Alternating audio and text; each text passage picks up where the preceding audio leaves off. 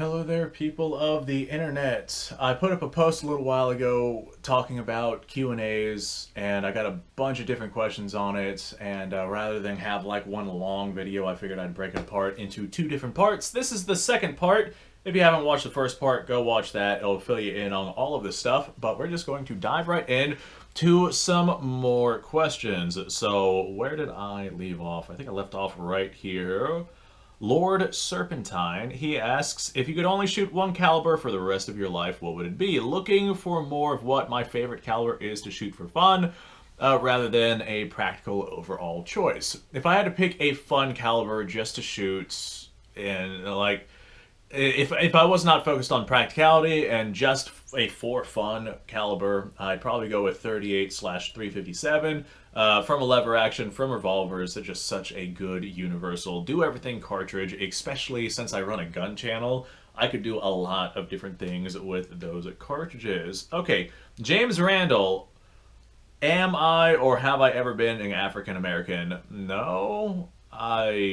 I think that I do have like some African genetics in my family history, but they're very, very minor. I'm basically a mutt of all sorts of different ethnicities and races from all around the world. So I am primarily Turkish, French, German, Portuguese. I think those are like the main things, if memory serves me correctly. But I don't know a whole lot about my lineage, so I'm not entirely certain about that. Okay, so this guy, his name is Toker Joker. He says, will I vote for Biden or Trump in 2024? Okay, I try to stay away from politics as much as I can, but I guess since I'm doing Q&As, I don't like either side of the political spectrum. It is to the point to where both sides of the political spectrum are so infatuated with getting you guys to fight each other, and each side has you giving up rights and freedoms of one variety or another. It's just, we need more people like Brandon Herrera to step up and be like, hey, like, this is not the ideals of the people, and if you're not going to do your job, we will take your job. So rather than give my answer on who I'm going to vote for a presidential election, I'm going to tell you guys we need to have some sort of better system to where we can pick better presidents than what we're being offered.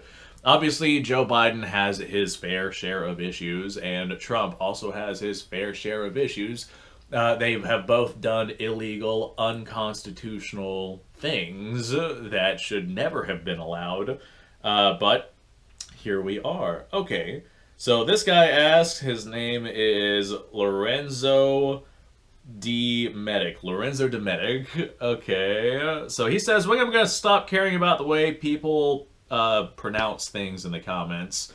Never. Like, the pronunciation war that goes on in the world is so prolific to the point to where if you don't care about it, that's fine. I also don't care about it, but there are like a tremendous amount of people that care about it. Like, I have right here, this is my Troop Special Carcano, and this is a good representation. If I say Carcano, Carcano, Carcano, somebody somewhere is going to get angry that I'm mispronouncing how this thing right here is said. So that's one good example. Or the fact that this is a carbine or carbine, depending on who it is that you talk to, they will like wholeheartedly get upset, like broken down levels of upset. I have seen this with my own eyes.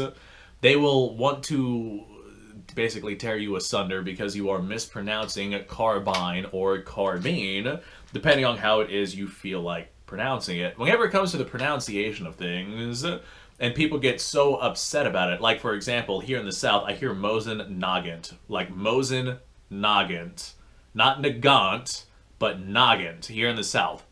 Whenever it comes to the pronunciation of things, a lot of people don't take into account like location that they are at or the accents that the people have in those locations. They don't take a lot of things into account that they probably should. So with that lack of taking into account that people just sound differently like they sound different in different parts of the world.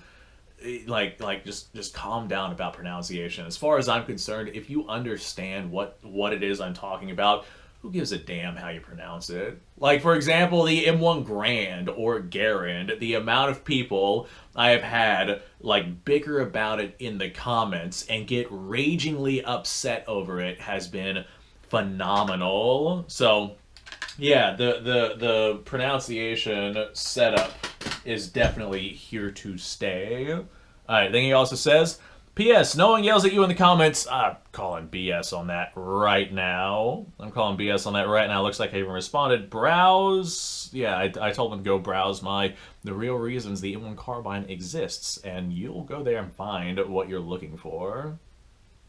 Okay, I have a few other questions here, and they're from people who have, like, username followed by a bunch of different letters, so I think that that's just like a standard randomization of a username for YouTube.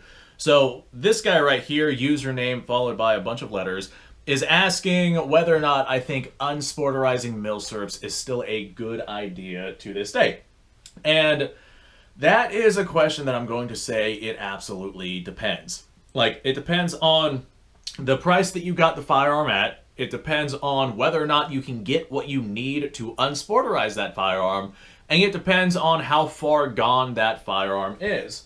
Like, for example, if we had this Carcano here, this right here is like a, I don't know, a $250 rifle. You could pick these up pretty gosh darn easily for around that price point.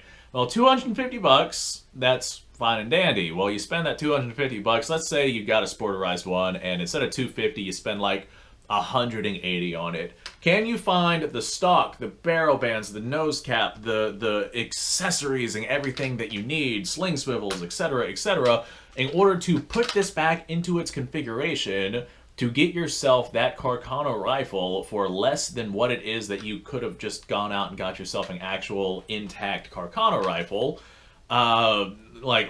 Will you be spending more money to unsporterize it? In which case, don't spend the more money to unsporterize it. Just go out and get yourself an already intact version of the rifle. So that is one example of when it's not good to unsporterize something.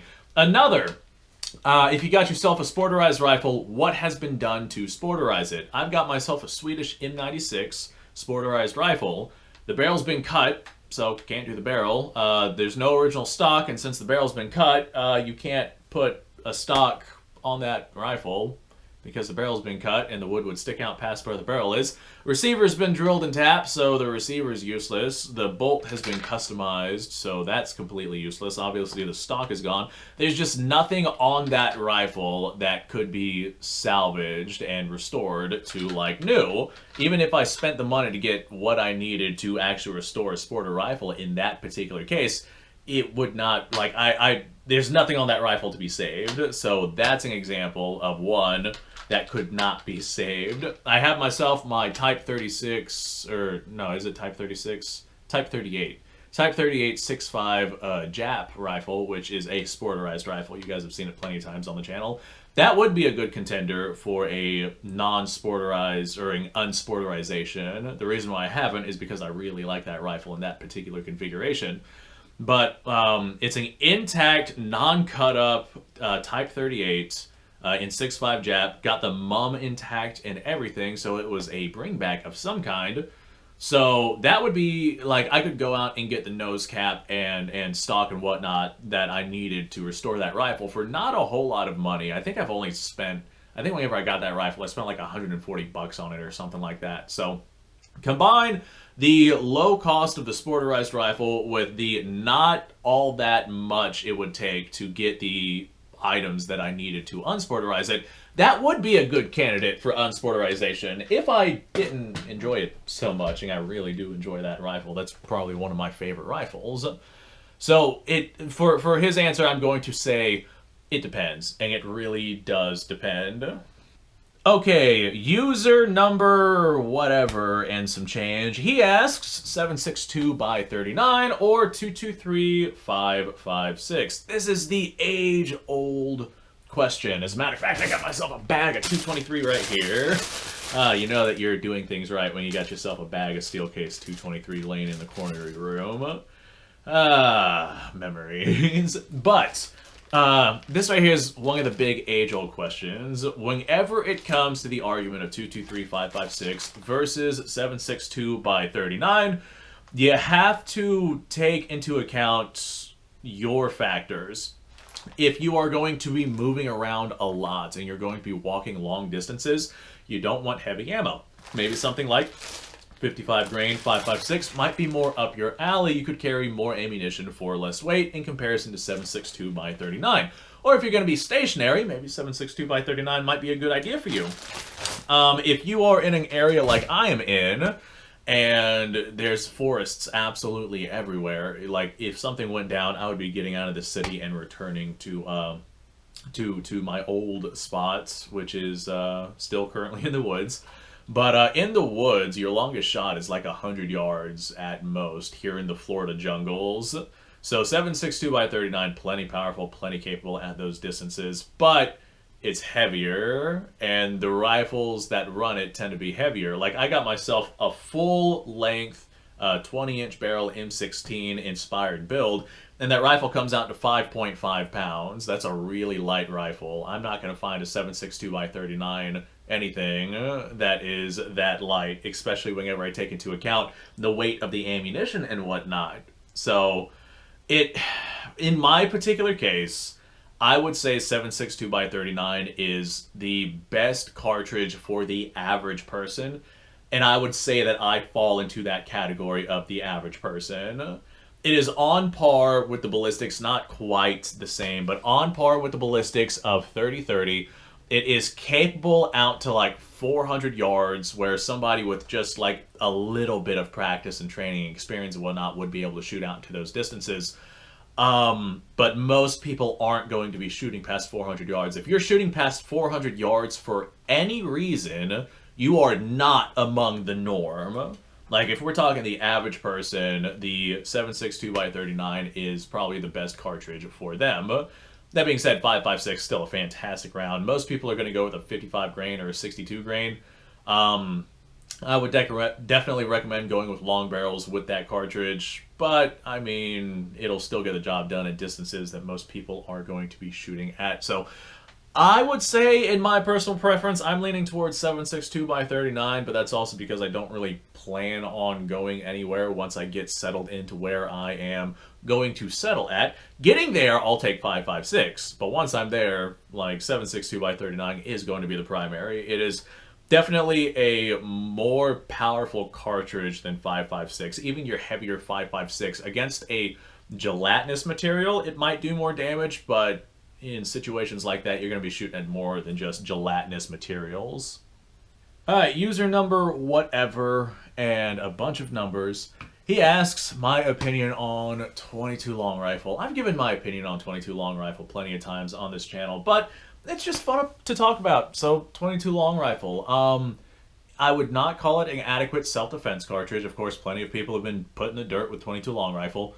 But in terms of proper shot placement is very hard to do when you got somebody stabbing you in your chest cavity, or a bear trying to eat your face off, or something like that. Like, I've heard stories of people telling me, I did this and that and the other thing with a 22 long rifle, or world record grizzly bear was taken with a 22 long, or something like that.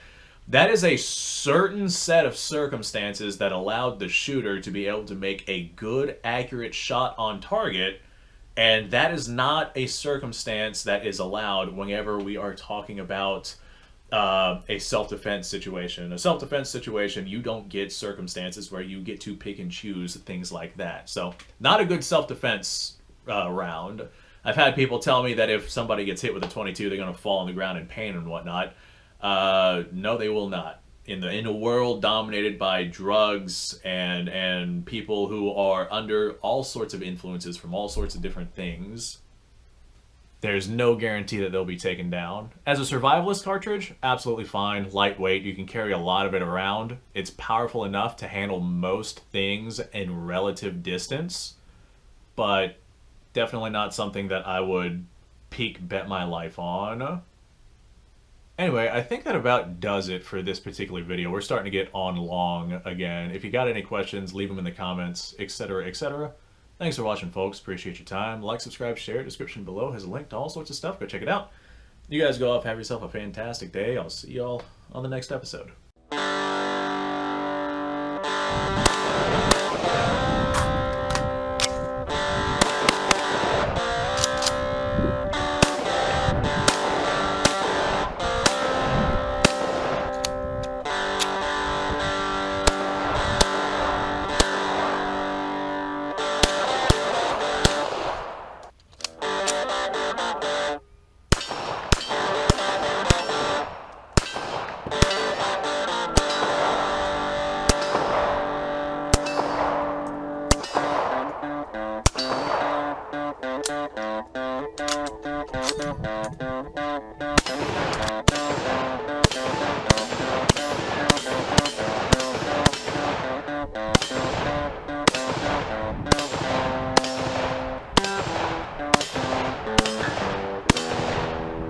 Been a little while since I've done this.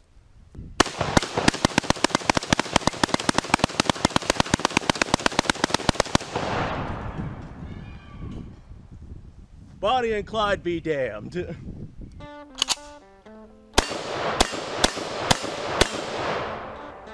poor man's Garrett.